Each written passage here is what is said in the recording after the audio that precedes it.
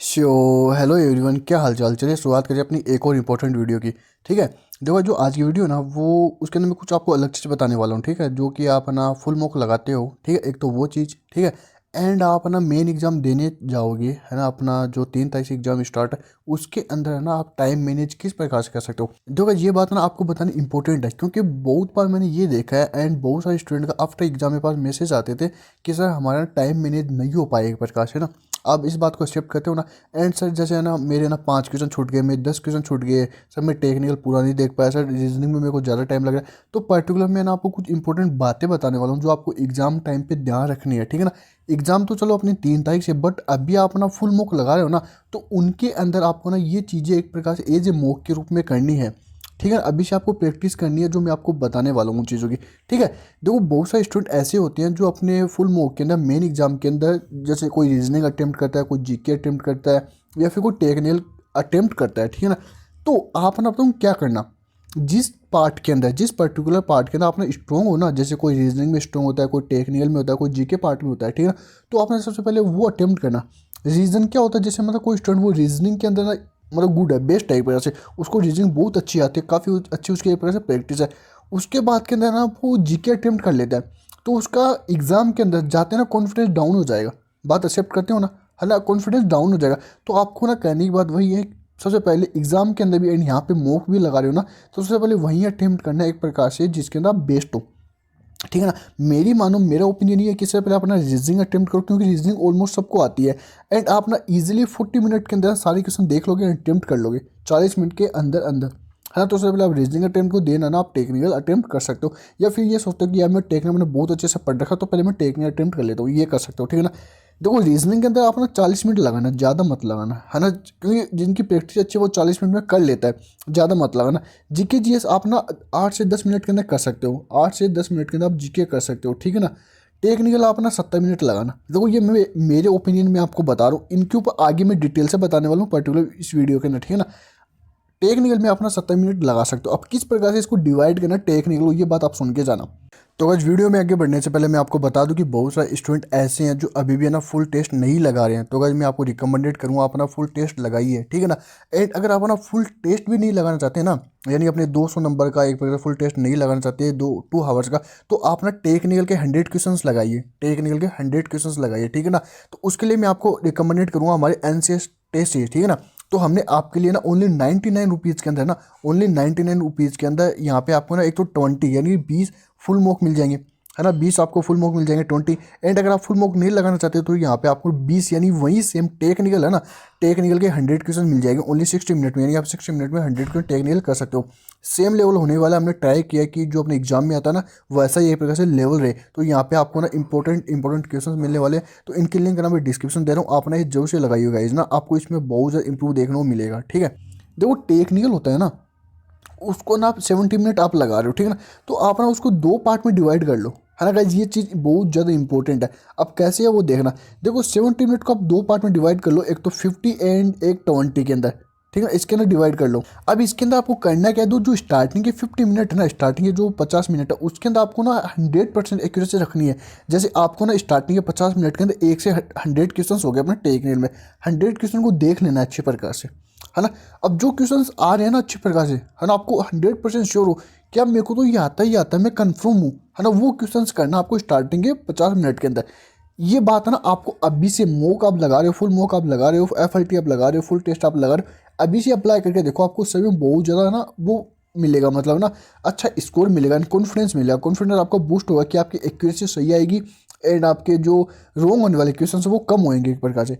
करना है क्या, स्टार्टिंग के 50 मिनट आपको ना 100% एक्यूरेसी रखो। ठीक है, देन 100% एक्यूरेसी के साथ में ना आप 100 में से ना ट्राई करो 50 से 60 क्वेश्चन अटेम्प्ट कर लो, है ना, 50 से 60 क्वेश्चन आप अटेम्प्ट कर लो in civil engineering, electrical plus mechanical के अंदर, इसके अंदर 10 क्वेश्चन या 5 5 क्वेश्चन और ऐड कर दो। आगे बात समझे, ठीक है ना।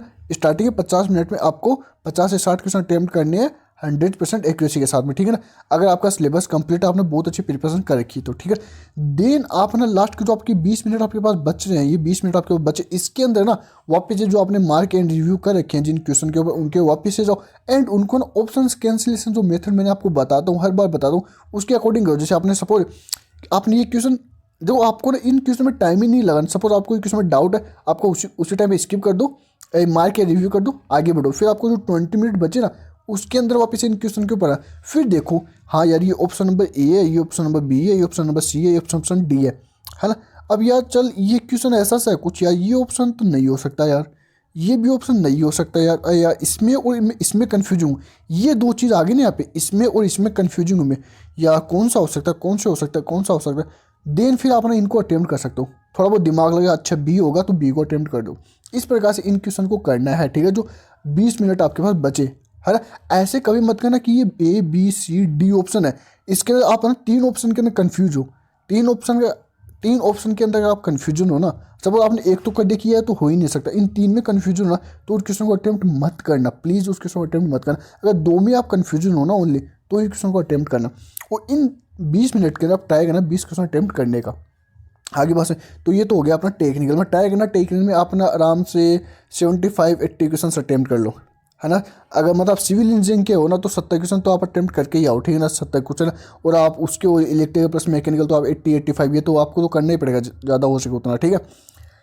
रीजनिंग के अंदर आप ना, क्योंकि रीजनिंग के अंदर बस एक्यूरेसी देखनी होती है, फोकस रखना होता है और सिली मिस्टेक से बचना होता है। टेक्निकल के अंदर भी एंड ना रीजनिंग के अंदर भी, क्योंकि बहुत टाइम ना अपना जैसे सिली मिस्टेक कर जाते हो रीजनिंग के अंदर, है ना। सिली मिस्टेक से बचाओ, फोकस रखना, कैलकुलेशन अपनी बेस्ट रखना, कैलकुलेशन में आप स्पीड भी रखना एंड सही रखना कि मैं कैलकुलेशन एक प्रकार से सही कर रहा हूँ नहीं कर रहा, उस चीज़ का फोकस रखना। क्योंकि आती हैं, अभी भी कोई एक ऐसा सिंगल स्टूडेंट नहीं है जो मेरे को ऐसे कह देगी सर मैं सिली मिस्टेक नहीं करता, है ना, या फिर मेरे कैलकुलेशन में दिक्कत नहीं होती, है ना। सिली मिस्टेक हर कोई करता है, हर कोई करेगा, ठीक है ना। तो इस चीज़ पे अपना थोड़ा सा फोकस करना है कि मैं सिली मिस्टेक नहीं कर रहा हूँ एक प्रकार से, ठीक है। तो रीजनिंग का टैग है ना 45 क्वेश्चन आप इजीली अटेम्प्ट कर पाओ, 45 क्वेश्चन अटेम्प्ट कर पाओ इन 40 मिनट के अंदर। दो रीजनिंग में आप कहाँ पे अटकोगे, क्योंकि एक्सपीरियंस है भाई साहब, एक्सपीरियंस के अकॉर्डिंग हम आपको बता रहे हैं एंड काफ़ी स्टूडेंट से बातें करते हैं उनके अकॉर्डिंग हम आपको बता रहे हैं, ठीक है ना। देखो आप ना रीजनिंग के अंदर है ना अपने जो नंबर सीरीज होगी उसके अंदर अटकोगे, क्योंकि कभी कभी 1 4 25, है ना, 226 आ जाएगा, कुछ भी आ जाएगा, है ना।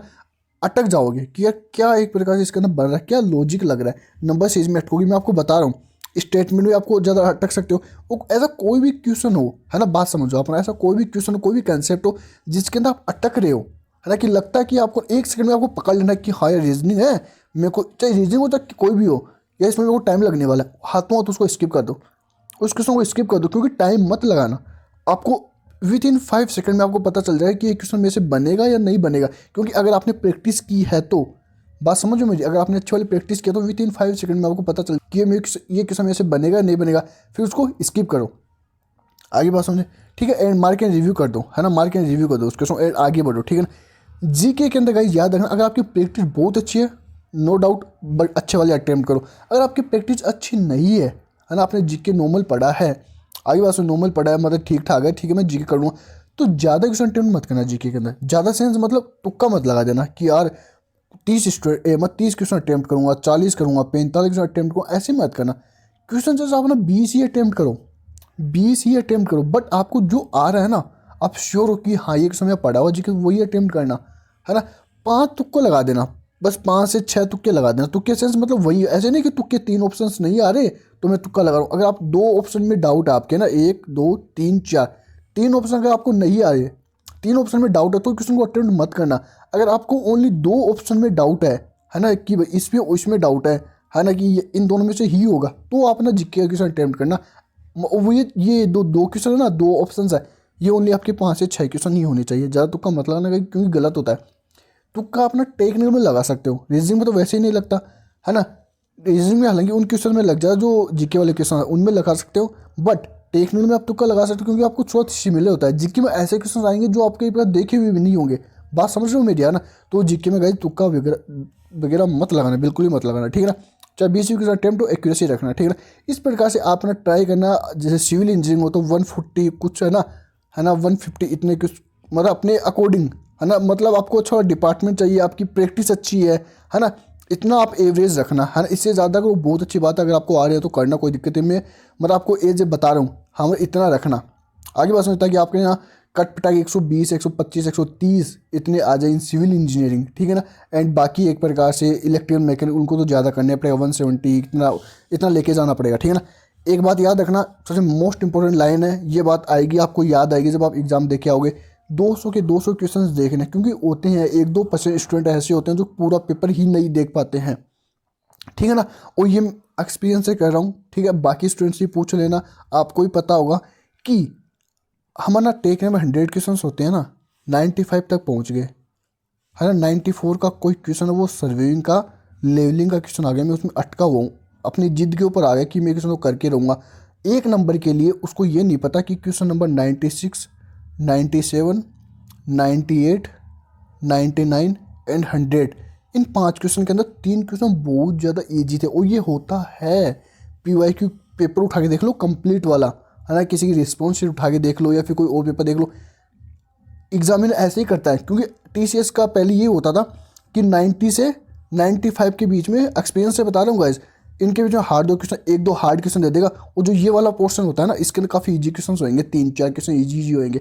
तो इस चीज़ का ध्यान रखना, इसको छोड़ो, इन क्वेश्चंस को देखो, है ना। जो लास्ट के क्वेश्चन हैं उनको देखो। कहने का मतलब ये है कि सारे क्वेश्चंस आपको टाइमली देख लेना है।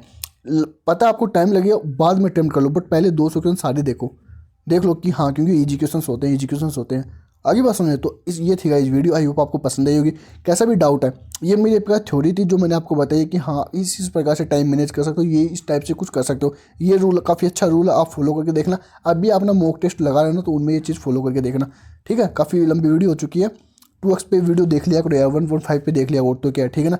आई होप आपको पसंद आएगी, लाइक कर देना, टेलीग्राम पे आ जाना, क्योंकि वहाँ पे आई थिंक जब तक ये वीडियो जाएगी 650 क्वेश्चन के बारे में आपको बता चुका हूँ किस प्रकार से कैसे होगा। नहीं आपको बताया तो आप टेलीग्राम पे आ जाओ, वहाँ पे आपको सारी अपडेट मिल जाएगी, ठीक है ना। सब्सक्राइब कर लेना, ठीक है। Thank you guys.